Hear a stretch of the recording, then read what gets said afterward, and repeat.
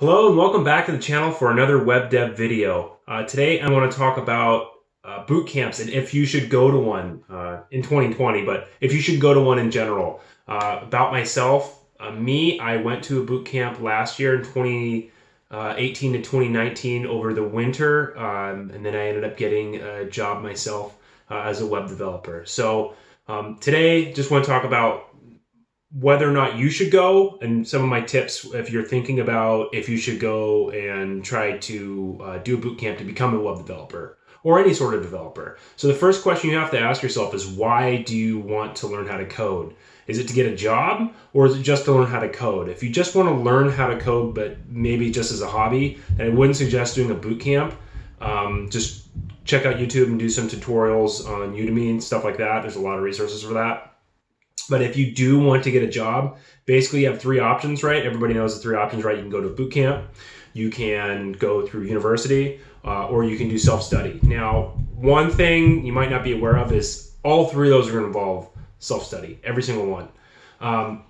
But if you really do want to get that dev job and you can't afford college, then boot camps really can help you. They'll help you fill out your resume. They'll teach you a lot of things. But if you can afford to go to college, I say do college if you have the time and the money to do it. I've seen a lot of people complaining about, oh, I went to college and I could learn all this stuff on my own, or maybe I should have done boot camp. Well, yeah, college is expensive, but remember, me as a boot camp, I have a whole bunch of knowledge holes. I have a bunch of knowledge gaps, and that's because it took me 6 months to go through a boot camp. Now, it was really hard and I did a lot of work. But university, that's 4 years of actual classes, and it's going to fill out your resume more. So the other thing, with boot camps, they're not going to leave you with a lot of support. If you think that you're going to get a job directly through your boot camp, there's different levels. Some of them will help you a lot more than others.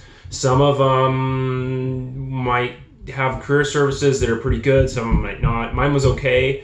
But they didn't get a job board full of a bunch of positions to apply to or a whole bunch of networking on contacts of like, hey, come work for my company. That didn't happen to me, and that might happen at some other boot camps. But for me, it didn't happen for me. What I needed to do after my boot camp is I went through my network, didn't get a job that way, did get a couple interviews, but didn't get a job that way. And then I applied to a whole bunch of positions, and that's how I got my position. So if you're thinking about whether or not you want to go and get a web dev, go through a coding boot camp to get a web dev or any other sort of a dev job, and I'm always going to relate to web dev because that's what I am, try a YouTube course first and see how you like that. If you do if you do coursework every day for a week, if you can do 15 hours of that in a week, then bootcamp might be for you.